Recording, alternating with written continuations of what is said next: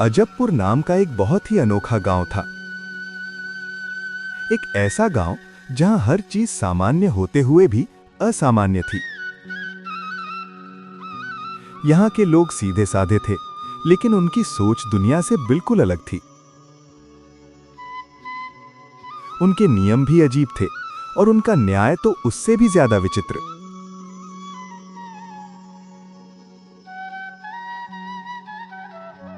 उसी गांव से कुछ दूरी पर एक छोटा सा आश्रम था, जहां नाथू नाम का एक ज्ञानी गुरु अपने चेले गोपाल के साथ रहता था। नाथू बहुत ही बुद्धिमान, शांत और दूरदर्शी व्यक्ति था, जबकि गोपाल थोड़ा भोला, चंचल और खाने पीने का बेहद शौकीन था। एक दिन गोपाल के मन में घूमने का ख्याल आया और उसने गुरु से कहा कि वो एक ही जगह रहकर ऊब चुका है और अब कहीं नई जगह जाना चाहता है। गुरु ने कुछ पल सोचा और फिर शांत स्वर में उसे साथ चलने की अनुमति दे दी, लेकिन साथ ही उसे ये भी समझाया कि हर नई जगह पर सावधानी और समझदारी जरूरी होती है। अगली सुबह दोनों अपनी यात्रा पर निकल पड़े।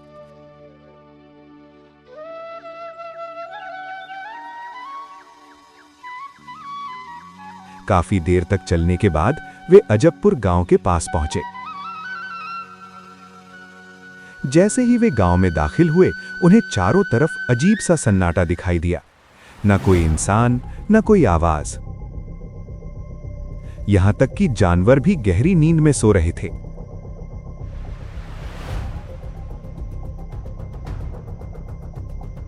गोपाल को यह देखकर बड़ा अजीब लगा। वो सोचने लगा कि यह कैसा गांव है जहां दिन में सब कुछ ठहरा हुआ है। गुरु ने उसे शांत रहने को कहा और थोड़ा इंतजार करने को कहा। धीरे धीरे शाम होने लगी और जैसे ही रात ने दस्तक दी, पूरा गांव अचानक जीवित उठ उठा।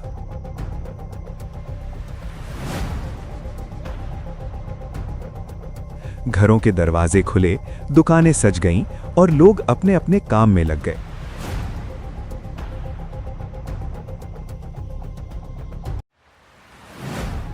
अब गोपाल की हैरानी और बढ़ गई।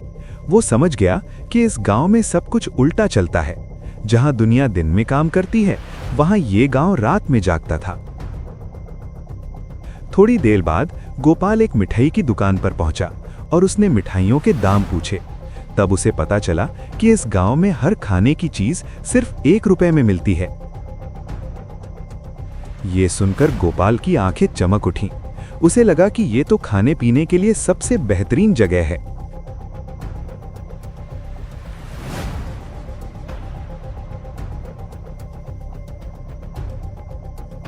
गुरु ने ये बात सुनी तो वो चिंतित हो गया। उसे लगा कि जहां हर चीज इतनी सस्ती हो, वहां जरूर कोई बड़ी गड़बड़ी है। उसने गोपाल को समझाया कि इस गांव में रुकना ठीक नहीं है और जितनी जल्दी हो सके यहां से निकल जाना चाहिए। लेकिन गोपाल लालच में आ चुका था। उसने गुरु की बात को नजरअंदाज कर दिया और वहीं रहने का फैसला कर लिया।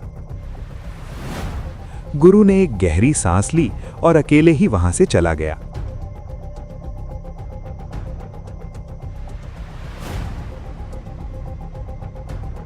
कुछ दिन बीत गए और फिर एक दिन गांव में एक अजीब घटना घटी। एक आदमी पेड़ के नीचे बैठा हुआ था। तभी अचानक पेड़ की एक भारी डाल उसके ऊपर गिर गई और उसकी मौके पर ही मृत्यु हो गई।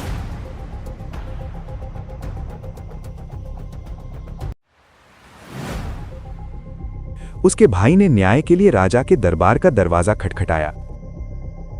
अजबपुर का राजा जितना शक्तिशाली था, उतना ही मूर्ख और जल्दबाज भी था। उसने बिना सोचे समझे ऐलान कर दिया कि इस मौत के लिए जो भी जिम्मेदार होगा, उसे कड़ी सजा दी जाएगी। सबसे पहले पेड़ के मालिक को बुलाया गया, लेकिन उसने अपनी जिम्मेदारी से पल्ला झाड़ते हुए दोष माली पर डाल दिया। माली ने अपनी सफाई में कहा कि गलती उसकी नहीं, बल्कि उस लड़के की है जो पेड़ को पानी देता था। लड़के ने कहा कि उसका ध्यान भटक गया था, क्योंकि पास में एक नाचने वाली गाना गा रही थी। नाचने वाली ने कहा कि उसने कुछ गलत नहीं किया, बल्कि ढोलक वाले ने इतना जोर से बजाया कि सबका ध्यान उसी की तरफ चला गया। ढोलक वाले ने कहा कि वो भूखा था और इसलिए वो गुस्से में जोर जोर से ढोल बजा रहा था। अब राजा पूरी तरह उलझ चुका था, लेकिन वो किसी भी हाल में किसी को सजा देना चाहता था। आखिरकार उसने एक अजीब फैसला लिया। उसने आदेश दिया कि जिस व्यक्ति पर फांसी का फंदा ठीक से फिट बैठेगा उसी को दोषी मानकर सजा दी जाएगी। सैनिक पूरे गांव में निकल पड़े और तलाश करते करते उन्हें गोपाल मिल गया।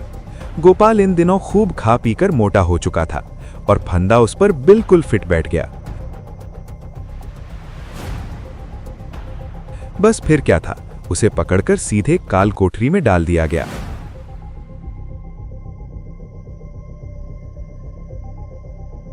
ये खबर धीरे धीरे गुरु नाथू तक पहुंची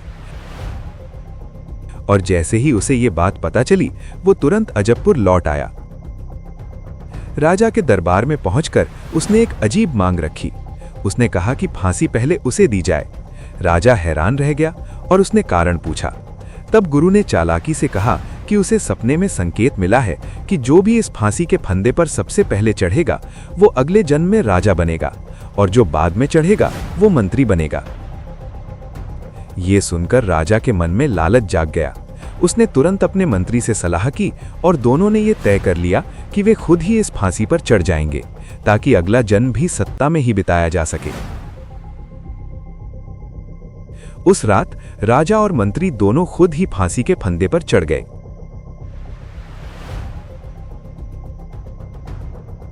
सुबह जब गांव वालों ने यह दृश्य देखा तो वे घबरा गए।